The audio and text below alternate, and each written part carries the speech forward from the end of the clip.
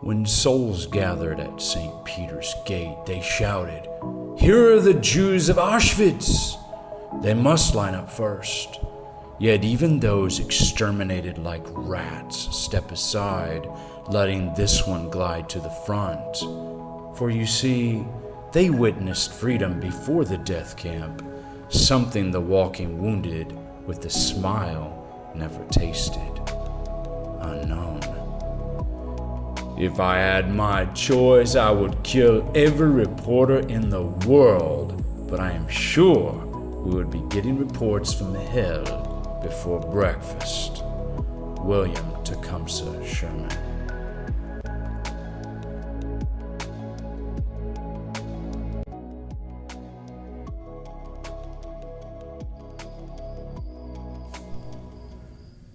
It feels like when everyone else is ready for change, his brow rub of disbelief continues. You're too tired to do it anymore. That's as far as a man gets. Her gaze doesn't chase the conversation. The woman reaches for his hand. Hers are soft and delicate, fitting neatly in one roughly hewn palm. She's not with him because of large scarred mitts. Bathed in starlight, wedding bells ring, and it feels right. Campfire air is unseasonably cool. The blanket pulls loose. He tugs it tight as they snuggle, her head on his shoulder. The knight in shining armor seems distant. She knows why, but craves more and thinks about his sacrifice. Strokes a muscular leg. He's flabby around the midsection, like many men that age. She lets him off the hook. Let's not ruin a good thing. It's happened before. He's exhausted, yet laser focused on the smoky sweetness of glowing embers from across the drive. She swoons. Something's in the basement he can't talk about. Should I tell her now? Hang drums play, fire rekindles, and rages on.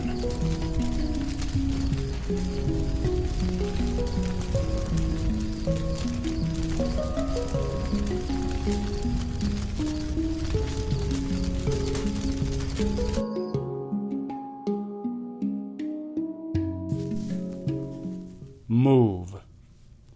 You, wagging my pointer at the rasping tongue, it slaps a crumb like frogs snag flies. You know you're not supposed to be up there. Stern. Yet he bites the hand that feeds again. You little shit, shoo! I snarl, clapping at him, crouched and ready to leap, testing my resolve. Disarms me with that cute, rounded, chubby face. Apple chunks from last time he pulled this splattered stains all over the wall. You're gonna get it. Element of surprise stolen by a rising pitch. Springs strain under my weight. The footrest slams. I mean business. He bolts before the chair latches into place. Food slides into the bulging fridge. I shouldn't have left it out. The evening devolves into hide and seek. This merry-go-round continues in our three-ring circus. I'm at my wit's end. Cats have 9 lives, this one running its last, or at most, a pair remains.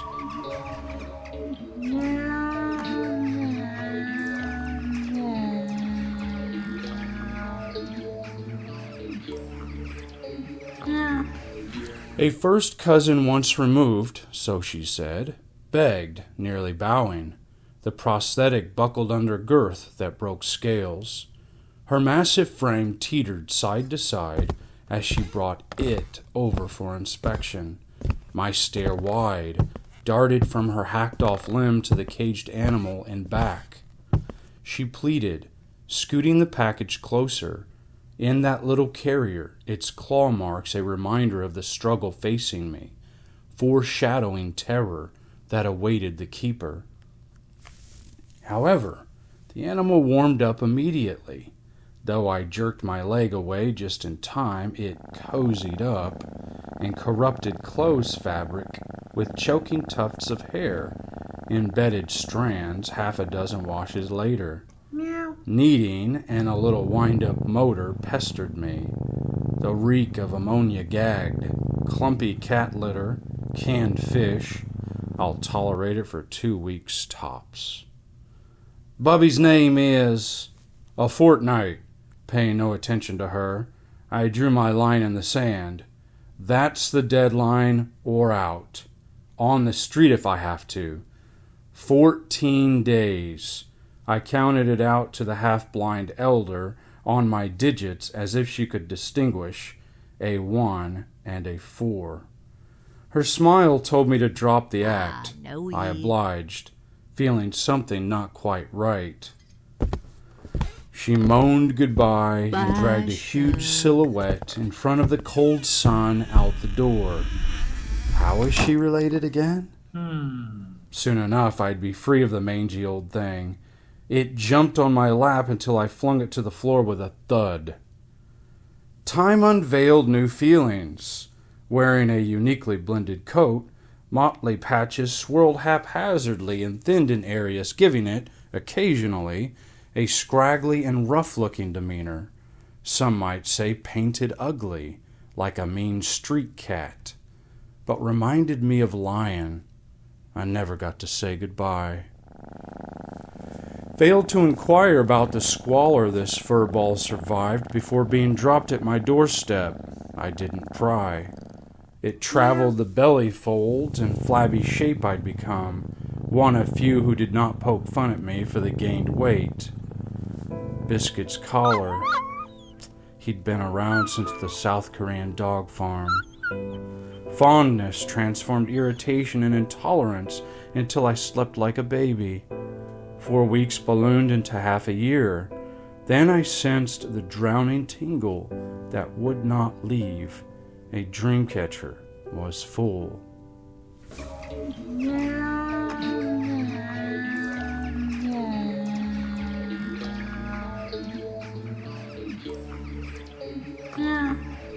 What have I got myself into? I sold the estate, but refused to let them starve. Decided that was no longer my problem and never looked back. In deep recesses it lurked, scanning for chinks in the armor, any shred of weakness or chance to strike. The owner lingered. Leukemia, I heard. Stage 4, terminal. I waited for the inevitable. Staggering electric bill to be inherited by a foolhardy genius.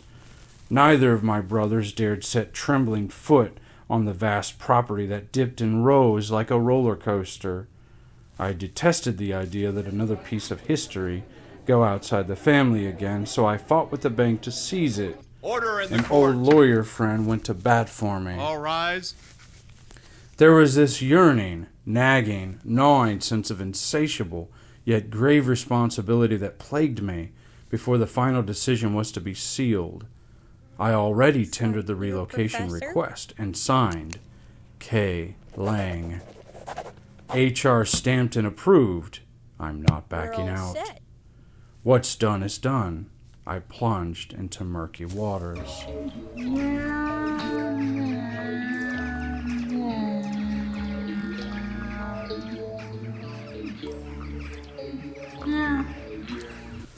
The shade tree greets this bleary-eyed traveler with exuberance, towering sentinel, ever watchful, vigilant. Scraped knees and bruised elbows shinnied up its rough bark. Lost sight of goblin raiding parties, sir? Happy memories ripple, penetrating through time. I look. Oak and maple tassels dance wildly, spiders buoyed afloat by warm, breezy puffs. Dappled shade has been teasing, taunting. That was where we lay in the grass while puffy white clouds tickled our virgin imagination. Take a whiff. The trusty walnut has not failed to lob its bitter fruit. green orbs soaked in furniture polish. I coaxed the old companion out, bane of my existence before we left. Now, on his best behavior, he fucking hates that crate too. I watch him briefly, his overcautious investigation of every single thing, like he did in the winter. No stone unturned. Cats are funny. Silly boy. Twisting ankles up the cracked pavement, feline platoons are no more. I hesitate.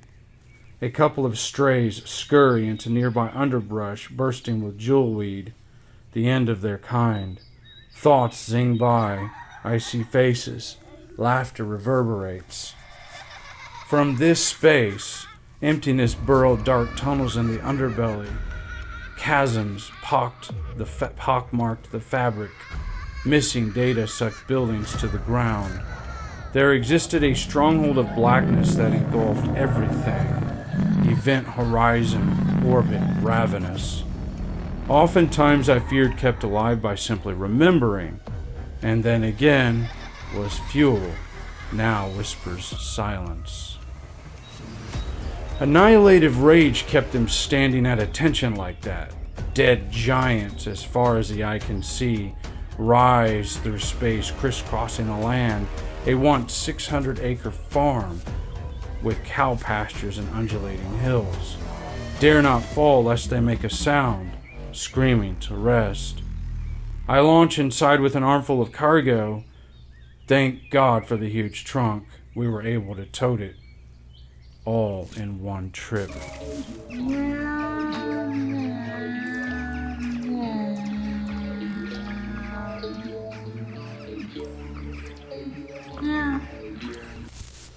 Country store, it claims. Little chicks, cheap, cheap, cheap. Duck under roosters strutting across water jugs and burlap bags of cattle feed. Makes you feel warm and fuzzy, like this is a tabernacle of innocence and safety. Home is where family is. I absorb it all, but it's speeding by. Welcome, friends. Love is here. The last part knocks my wind out as stone tablets read to me from corners painted and repainted every shade and hue of the rainbow. An old picture of some house with a Bible verse.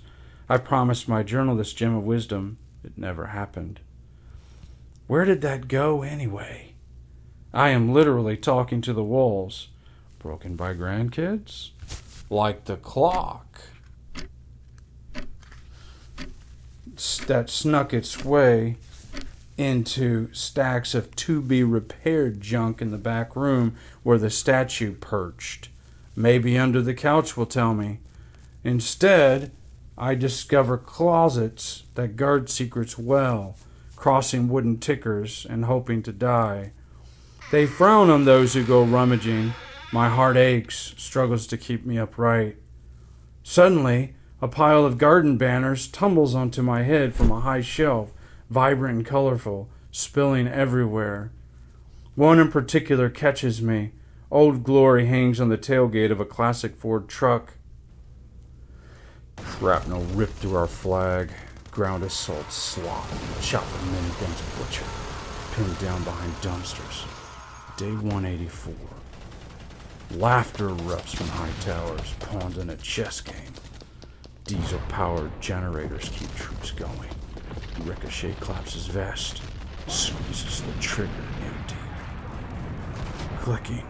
I quietly retire the Kalashnikov and ease into the singular chair next to a UXO stockpile. This hasn't happened in a while. Enemies fade, so I search the rooms for any sign of my men holding the necklace that magically reappeared around my neck. Everything's gone. Stuff that matters anyway. The China hutch vanished. No more presentable museum. Wooden bunk frames hide in storage somewhere, but I exhume a treasure. Wow. I cover my mouth, trailing off in disbelief. Complete dining room set rolls from behind the water heater and wobbles to life. The solid oak surface that served countless holiday meals dusted only lightly. So it is us, with futon as third wheel, Spartan for now, I have to get away. A kitchen door you don't dare leave without double and quadruple checking to ensure that it's latched tight glares back wide open. Good.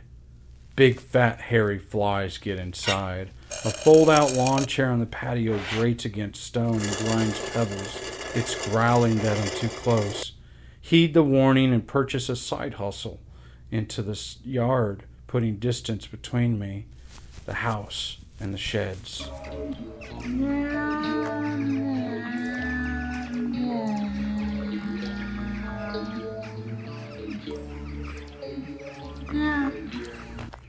The field detangles the fowler's snare. I could make sense of things there.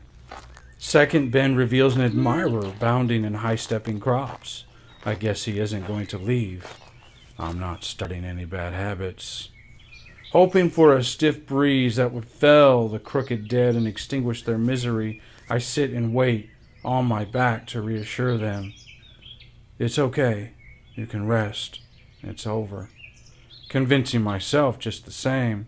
However, the naked canopy refuses to relinquish distrust so easily to strangers.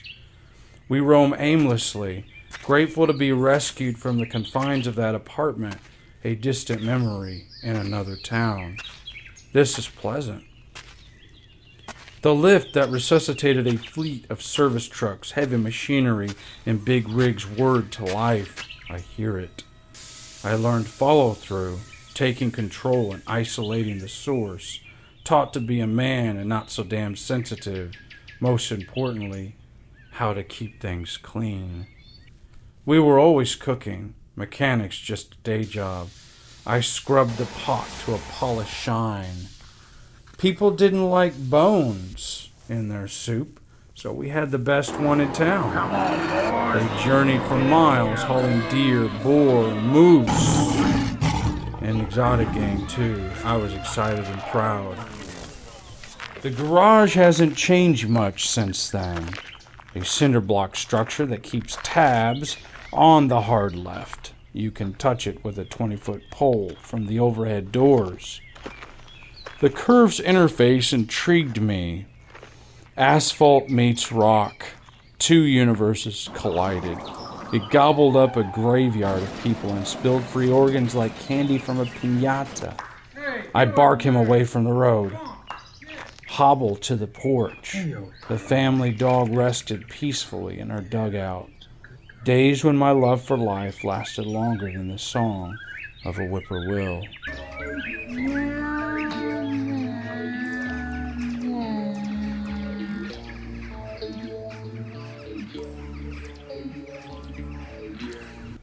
Come on.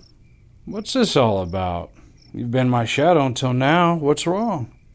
A sideways glance snaps back to the cat. It's getting dark.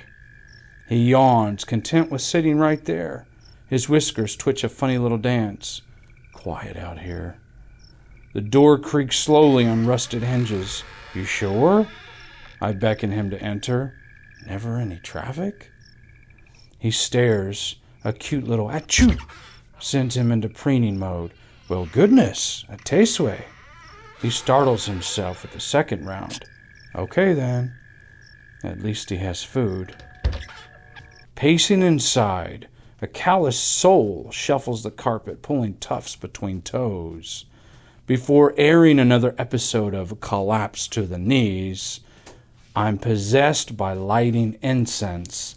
It's drastic, sure, and crazy. Downstairs, though, I shuddered. Something familiar. No, that's over. When I retrieved the table earlier, same thing happened. Raising the hair on the back of my neck. More than likely nothing, but I won't leave it to chance. The burning sticks smolder heavy and deep, Indian, used by Hare Krishnas. Dried rosemary and sage bring up the rear. Choking through the gray smoke, a waving brass aspergillum completes the movement. I could not fit the rest of my trousers, so a large water bottle sufficed. Blessed at the local church, where we were baptized. Rocking back and forth in prayer. It will be a long night.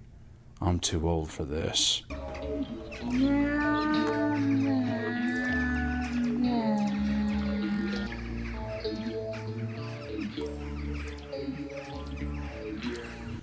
I telephoned the cousin. She hasn't answered her mobile for days. Why did she bring me this animal? Anger conspires, but he is purring and enjoys the ride. It's not his fault. He hasn't even misbehaved. I cringe and swing a hard right off that sharp corner where the yellow line swerves, interlacing skid marks. The gravel drive snaked around hollowed ground before records perished. The curve split burial mounds of a great people. I swear I'll never become an organ donor. Pines cloud the view. They shielded the House of Stains meth labs, a never-ending thorn in my parents' side. The property explodes on you as the vehicle drops gears and tires cut gravel. Rushing upon me like 1,000 times before is the neighbor's dog, alert, brown tail, straight as an arrow, so that when the passenger exits, he gets a good sniff of him. I shoot him off, again, with supplies in hand. The sweet sickness of azalea, mock orange, and honeysuckle batters me. Blossoms assail the senses and boom with color, aromas as a child. I bet when I turn around, Roscoe will be inching his way, wet nose to the ground, tracking my scent. But he's still waiting, because this house was buried not long after he was. I'm sad and happy. Sky is heavy, lamenting the anguish of its own beauty. I walk groceries inside.